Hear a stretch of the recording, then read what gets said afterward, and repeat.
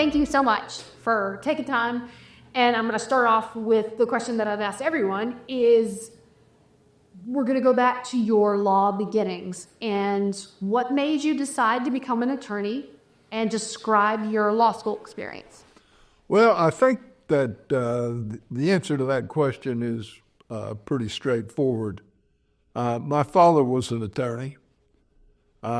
His father was an attorney and a judge. And, I went to undergraduate school and, I was running out of options. I was either going to be a basketball coach or an attorney. And so I applied to law school at the University of North Carolina. I got admitted. I knew the dean at the Duke Law School through basketball. I was involved with the basketball program at Duke. And I went to him and I talked to, his name was Dean Laddie, and I talked to Dean Laddie. And I told him I wanted to go to law school. And we talked a little bit about my transcript and so on and so forth. And he said, well, David, he said, you need to go to UNC. So that's how I ended up at UNC Law School. And I wasn't a basketball coach. So that's how I became a lawyer. So where does your basketball allegiance lie? Oh, I'm a big Duke person. Big Duke person. Not little. No ands, ifs, or buts. I'm a Duke person. Even though you went to law school at Carolina? And in spite of the fact I went to law school at Carolina. So describe your law school experience. Even though you were in Chapel Hill, tell us about it. No. My law school experience was fantastic. In fact, I've always considered that I had the best of both worlds. Having gone to Duke undergraduate school and the body of people that I knew and, grew up with at Duke. And then I went to Carolina and, got about 5 different law school classes in my contacts, and every one of them has been a friend ever since. So, I knew people in North Carolina primarily through Carolina Law School. And tell us, when did you graduate, and take us through your career from there? Well, I graduated from law school in 1967. I thought I was going to have to go into the military because my draft board was sending me all kinds of letters about reporting, and I was getting all kinds of deferrals. But I took my physical the day after the bar exams, and I was deemed unfit to be in the Army. So unlike everybody else who had jobs waiting for them when they passed the bar, I had nothing. So through a contact or two, I came to Raleigh. I interviewed for a job at High Point. I interviewed for a job in Fayetteville, which were posted on the board at the UNC Law School. And then I came to Raleigh and interviewed the Attorney General's office, and the Attorney General's office hired me. And then through a contact, I had an introduction to Jimmy Pointer at Pointer, what was then Pointer, Garrity, Hartsfield, and Townsend, and he hired me. And I turned around and resigned my position at the Attorney General's office before I ever started. And I went to work for Pointer, Garrity, Hartsfield, and Townsend in October 1967. I stayed there until early November of 1969. While I was at Pointer, Garrity, I did exclusively real estate. Primarily residential real estate. I did hundreds of closings. I did lots of title searches. I didn't like it. I had an opportunity to go with the U.S. Attorney's Office in November of 1969, and it was the best decision I ever made. I went to the U.S. Attorney's Office for 25 months, and I learned how to be a lawyer. I learned how to try cases. I learned how to conduct myself in court. I learned everything. Mr. Pointer had made it clear that he wanted me to leave on a leave of absence, and he wanted me to come back after I had finished my time at the U.S. Attorney's Office. And I came back, and I was in, of all things, securities. You would be a far better securities lawyer than I ever could be. And that didn't last long because I didn't like it. I didn't like it. I just didn't like it. Porter Garrity was a business law firm at that time. They didn't try cases. And I evolved into an attorney at Porter that tried cases. So I had tried mostly criminal cases in my time in the U.S. Attorney's Office. I even went back one time as a special prosecutor to try a case that I had worked on while I was at the U.S. Attorney's Office. I started doing primarily civil cases, civil business cases. And then I was on the appointed list for criminal work in the Eastern District of North Carolina, got appointed cases, and then, somewhere in the 70s, I had an opportunity and I got a really big private case, which sort of served to, catapult me where I wanted to be anyway, which was doing criminal work. So I did criminal work and civil work. I tried lots and lots and lots of cases, both civil and criminal, both in state court and in federal court, although my criminal practice was primarily federal. And as my career evolved, I did less criminal work, or civil work, and more criminal work. And so in recent years, I've done next to none civil work. And talk to us through your career. Talk to us about the change in the legal landscape, the legal community in Wake County through your career. What have you seen change? Well, number one, I consider myself and my colleagues that were my contemporaries primarily in the criminal field.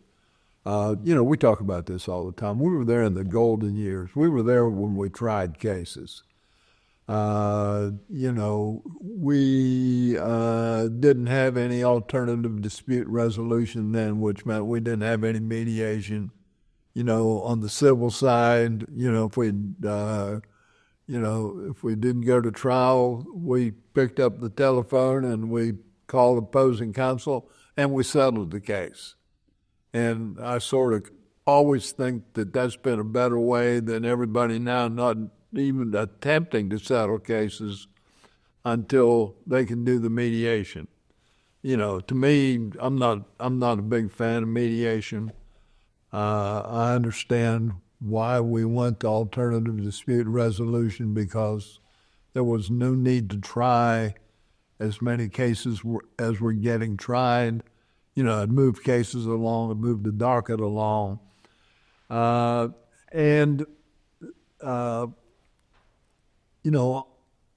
the civil side and the criminal side, we tried cases then. We came to, mediation. That, slowed down the number of trials we had. On the criminal side, in the federal system. They adopted sentencing guidelines in the late 1980s, and that completely dried up the number of criminal cases that were being tried because the sentencing guidelines essentially punished you, for going to trial. And so it just wasn't worth the gamble. We went from trying many cases to trying nothing. So it became the U.S. Attorney's Office was the one that was making all the prosecutorial decisions, and instead of negotiating with judges about what our client's sentence should be, we ended up dealing with the U.S. Attorney for what our client's sentence should be, because the plea and the sentencing guidelines determined what your sentence was going to be. And through your career, obviously, all those policy changes, all that, what technological changes did you see that were impactful on your career and on the legal community? Well, the world changed. When I started, my assistant, used carbon paper to make copies. And then we came along and we came up with, mag cards, and we then, got fax machines of all things. And suddenly, you could no longer say, well, that's in the mail, because they'd say, well, fax it, and, you had to give up your opportunity to buy a little more time by saying it was in the mail. And we evolved from there till we got to the point today where, everything is electronically handled. And old people like me are not very technologically savvy. So I'm completely dependent on my assistant, who has been with me for 44 years. So without her, I don't survive. And she knows that. Did she get my email? Is that who got my email? Yes, she surely did. So what about culturally, the shift in the landscape of lawyers in Wake County that you saw over your career? Well, I think early on,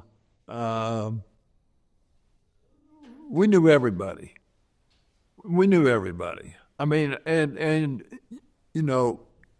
historically, we've always had the courthouse attorneys and then the office attorneys. People that do wills and corporate work and that sort of thing. They, in the old days, they just didn't get out. So by and large, the people that were getting elected to positions in the Wake County or 10th Judicial District bars were court people. And it was just easier to know them because we were all in the same place at the same time. People then were much more likely to participate in bar activities than they are today. I think my experience is that the people that participate in bar activities is diminishing.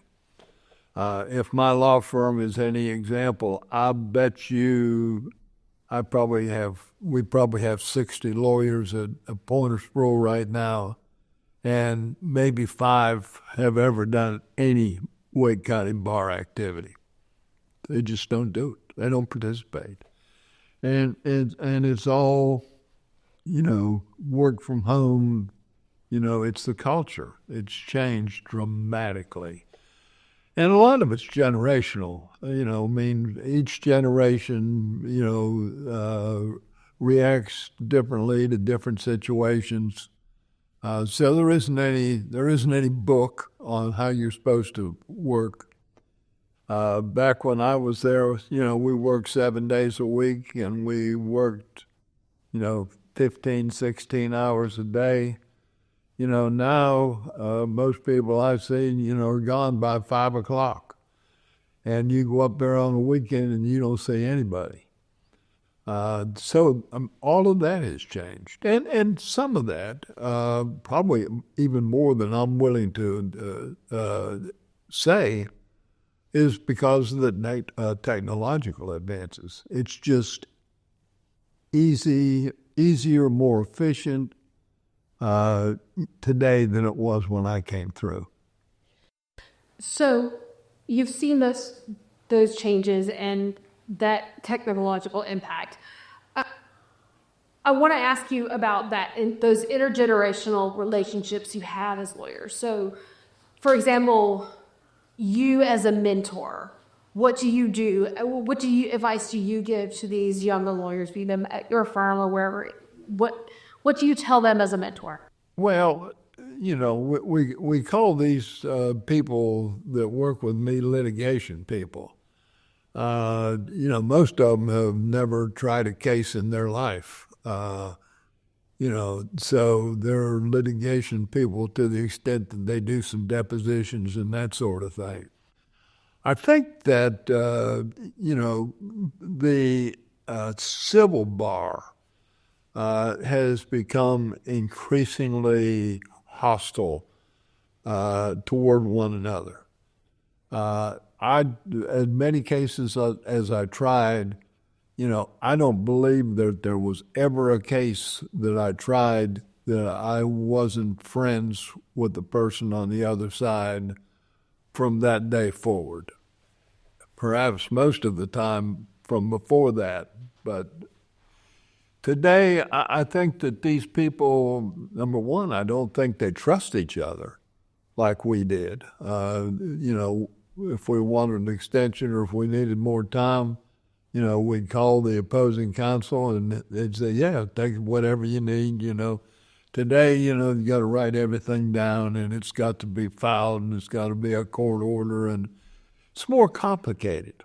Robert McMillan, always said, keep things simple. We don't do that today. And is that advice that you received when you were a new young lawyer, is to keep it simple? Well, Was that advice you received when you were a new lawyer from your mentors? well, I'm not sure I really had a mentor. I mean, as I told you, I was doing primarily, real estate closings.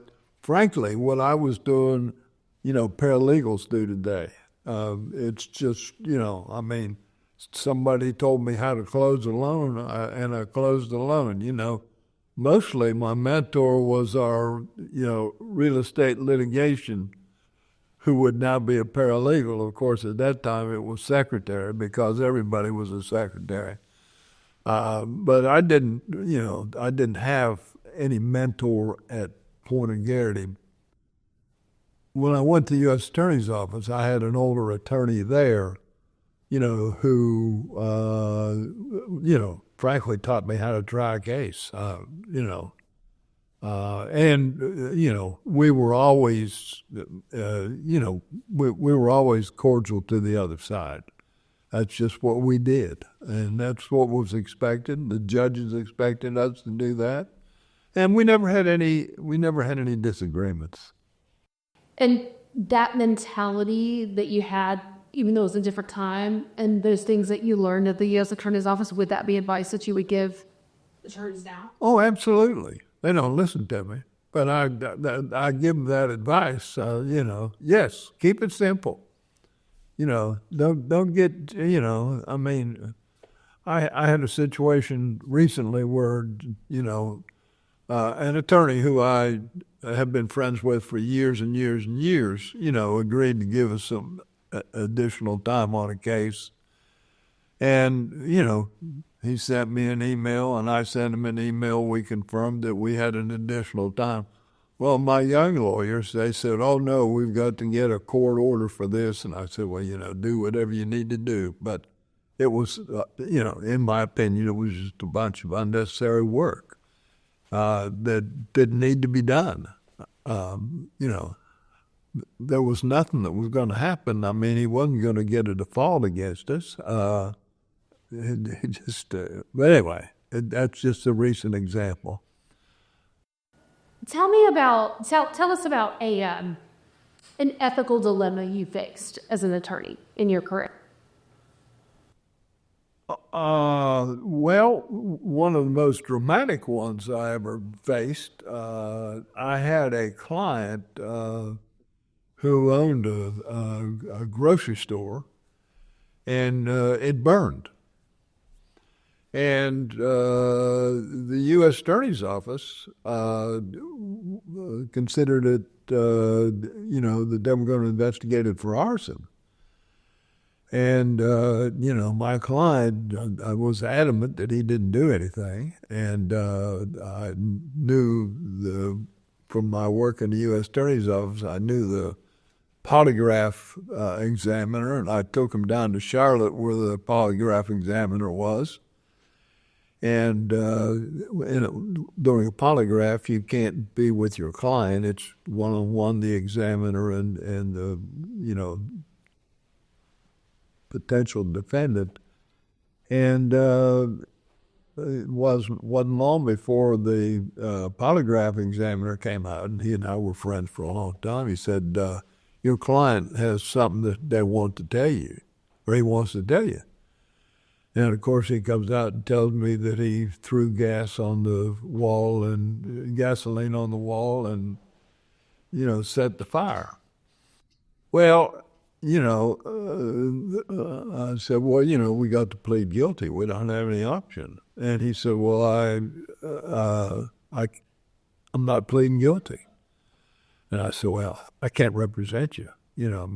I can't put you on the stand because I know what you have to say, and you're not going to get acquitted if you say what you've told me. So that was an ethical dilemma that I withdrew. And did he get different representation? He certainly did. What happened to him? He got convicted and he went to prison. So I want to go back to one thing that stuck out to me that you said. You talked about the working 7 days a week and the 15 hours a day and all of that. So, and this profession for sure lends itself to stress and burnout and, taking those, you're representing somebody and taking those feelings home with you and your work.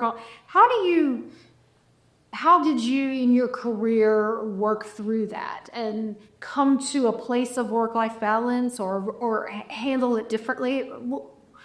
How did you do that in your career, and what advice would you give another younger lawyer? Well, my colleagues that have been with me for 50 or 60 years, and I talk about this on a fairly regular basis. We had fun when we were trying cases. We had a lot of fun. We worked hard and we played every bit as hard. And I don't think that today's lawyers have fun. I'm going to give you an example of one of the things that we did that, we were in this case. It went all summer. We started trying this case on July 1st, and the jury came back the Friday night of Labor Day weekend. So we were there, and there were like 10 individual defendants and one corporate defendant. And we were on some screwball schedule. We started at 8 in the morning, and we went until 1 with 2 10-minute breaks. And so we'd meet 7:30 or so every morning, all 10 of the attorneys. And so we came up with this deal about, the word of the day, and it might be hippopotamus. And so we go and tell the court reporter, that the word of the day is hippopotamus, and what you were required to do was to use that in your questions. So like, it was something like a hippopotamus. You'd have to use that in your questions, in your examinations. And, I don't think they do that today. But that was just one example. And we had fun. I don't think they have fun today. Do you think they have more work-life balance, though? Oh, yes.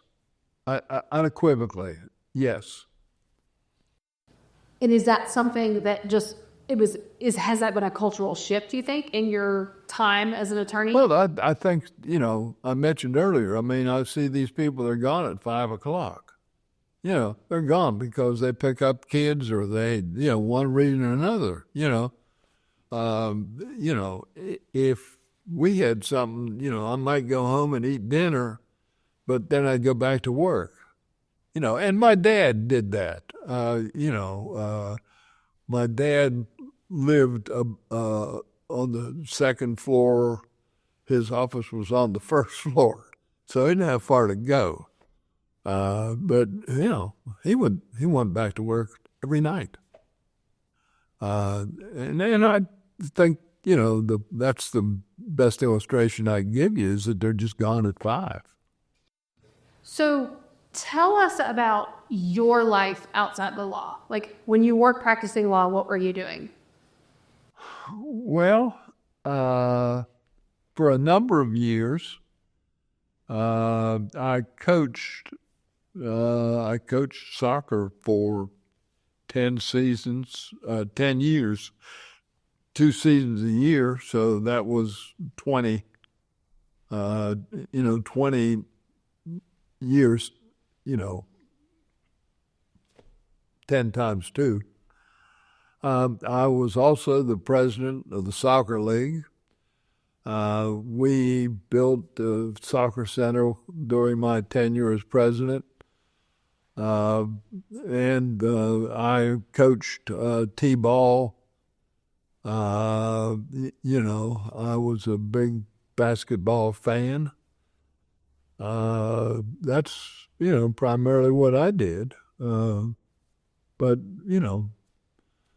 I think I did it pretty darn well. And the reason I didn't coach basketball or baseball is because I knew something about baseball and basketball, and I'd probably killed the kids. So I had to pick a sport that I could learn with them. Where do you see the legal profession in Wake County? Where do you see it going in the future, in the coming years? Well, I see, a continued erosion in participation. I think COVID, is one of the worst things that ever happened to me, because pre-COVID, I thought I knew everybody. Post-COVID, I don't know anybody. And I think that, people now working from home, they're not living with other lawyers. I think, when I was coming through, we knew everybody's wife, and most of my colleagues were male. I knew their children. I don't think these people, we did everything with each other. We went to dinner most of the time, just happened, but they were lawyers. That's who we dealt with. But we'd go out as couples, and I don't know that people even know the names of the children of the person in the next office. So where do you see that going in the coming years? Well, I don't know how that's going to be get turned around. I think that we're going to see a continued erosion in interactions between attorneys. You know, I mentioned earlier, I mean, they don't trust each other now. You know, it's just a closeness that we don't have. So, what would your advice to the younger attorneys be, Ben? Well, I always just tell these people when they get into spats with the opposing counsel, and I think, I think we all agree. I say we all. I mean, the trial judges and the attorneys that are involved will all tell you that the civil bar or the federal or criminal bar is a whole lot more civil than the civil bar. There's all kinds of disputes. There are discovery disputes. I mean, they're all the time fighting about answers to interrogatories I mean, the thing just gets bogged down with these little skirmishes that require court intervention. And I don't see that improving in the present culture. So, another question that I have is, what impact did, and you touched on it a little bit, but would you tell them to join the Bar Association or do more pro bono work or something like that? Do you think that would enrich them as young lawyers? Well, we have in our Code of Professional Responsibility, we have a section in there about how much pro bono work we should do. I have no reason to believe that we have many people that meet those expectations in my law firm. I tell them repeatedly that, I never had a case where I didn't come out of it with a friend on the other side.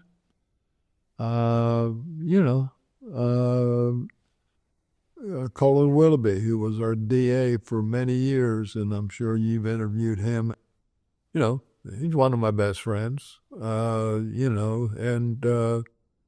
tried a number of cases against each other, and we both tried our cases zealously. And I don't think that we see that on the civil side. I just think they're incapable of doing that. And maybe our law schools aren't doing the job they need to do. When these people get out of the law school, maybe the mentors aren't doing the job that they should be doing with these younger people. But I see, I see lawyers that are simply incapable of being friends with an opposing attorney. Thank you, David. We appreciate it. Thank you so much. That was great. Well, thank you.